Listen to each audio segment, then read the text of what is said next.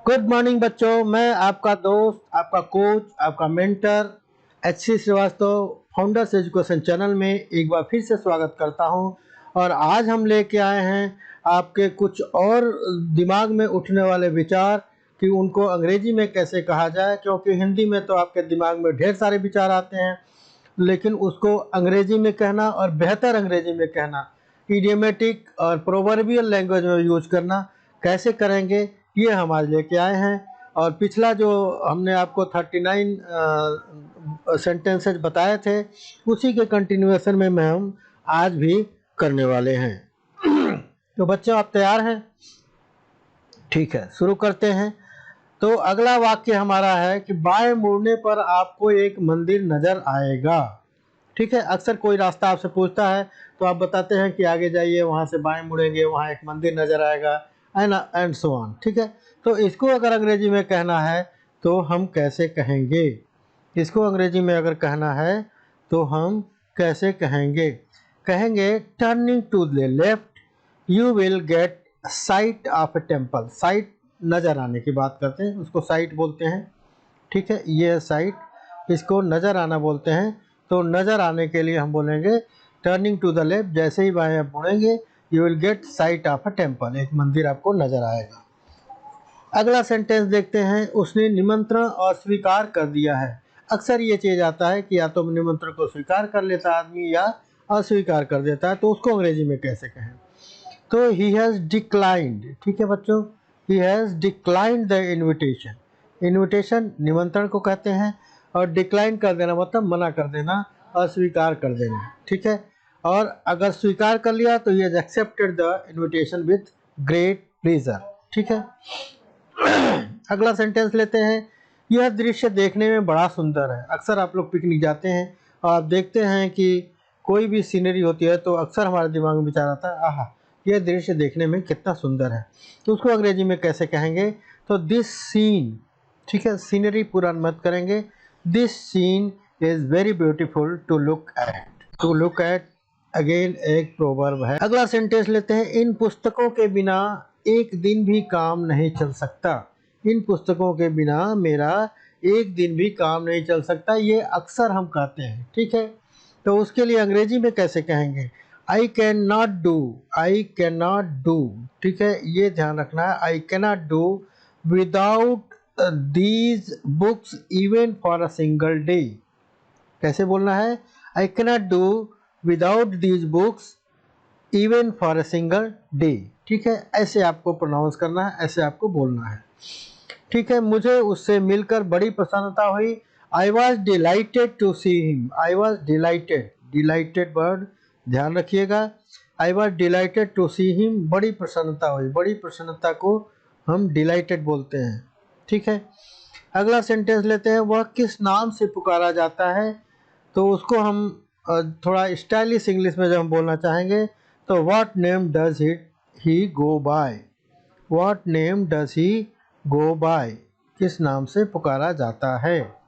आप कहाँ से आते हैं?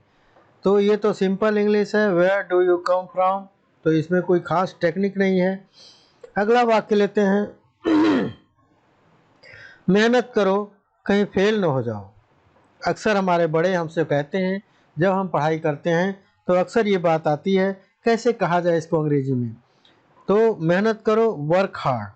ठीक है, work hard लेस्ट you should fail. लेस्ट you should fail, ये यूज आपको बहुत ज़्यादा ज़रूरी है लेस्ट का।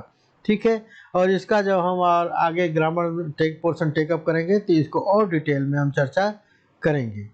ठीक है, अगले वाक्य की तरफ बढ़ते हैं, और अगला वाक्य है, आप क्या सोच रहे हैं? इसको अंग्रेजी में कैसे कहें बच्चों? तो what are you thinking about. आप क्या सोच रहे हैं? What are you thinking about. ठीक है, अगला, लोग खराब बात में ज़्यादा विश्वास करते हैं। ठीक है, गलत चीज़ें जल्दी याद आ जाती हैं, याद हो जाती हैं, अच्छी चीज़ें याद होने में कष्ट होता है। तो the people believe in the worst. ठीक है, the people believe in the worst. Worst मतलब खराब। ठीक है, वर्स्ट मतलब क्या होता है? जो बुरा हो। वह अपने मुंह मियाँ मिट्ठू बनता है। इसको क्या कहेंगे? अक्सर लोग बोलते रहते हैं, अक्सर ये ज़रूरत पड़ती है हमको कहने के लिए, जो अपने मुँह मियाँ बिट्ठू बनते हैं, मतलब अपनी बड़ाई खुद करना चाहते हैं। तो ही always blows his own trumpet, blows his own trumpet is a proverb, idiom, ठीक है। वह तुम्हें कभी न कभी धोखा देगा। अक्सर हम कहते हैं किसी को कि भैया सावधान रहो, कभी न कभी तुम्हें धोखा देने वाला है। तो he is sure to betray you some days, he is sure to betray you some day। सत्य मार्ग से कभी न डिगो, अक्सर हम छोटों से अपने शिष्यों से अक्सर कहते हैं। नेवर डेविएट, डेविएट मतलब डिग जाना, हिल जाना। तो never deviate from the path of truth, ठीक है। सच्चाई के मार्ग से कभी इधर उधर नहीं भटकना चाहिए। गरीबों की दुर्दशा का वर्णन नहीं किया जा सकता।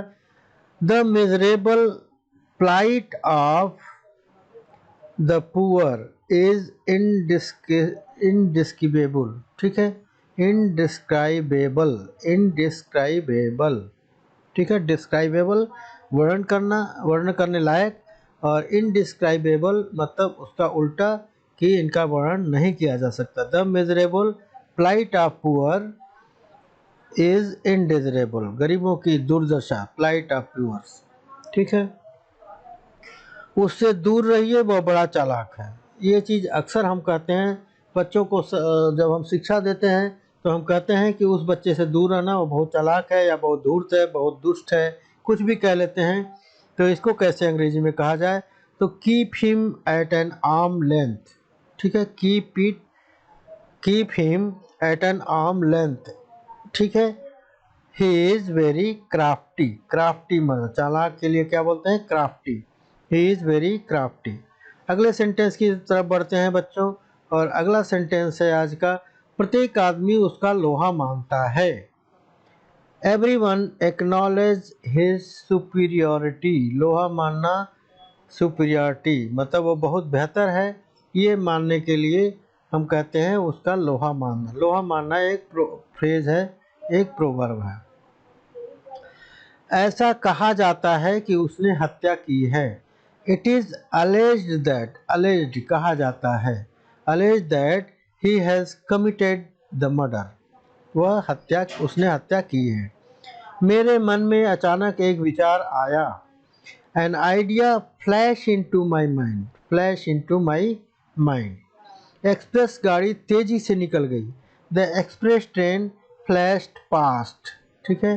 फ्लैश्ड पास्ट मतलब तेजी से गुजर गई। आजकल मेरे पास धन नहीं है, तो इसके लिए स्टैंडर्ड इंग्लिश क्या है? I am out of pocket these days, ठीक है।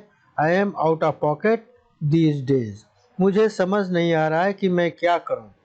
आई am in a fix what to do, I am in a fix, थोड़ी देर रुकिए और उसके बाद बोलिए व्हाट टू डू, क्या करना है, ठीक है बच्चों।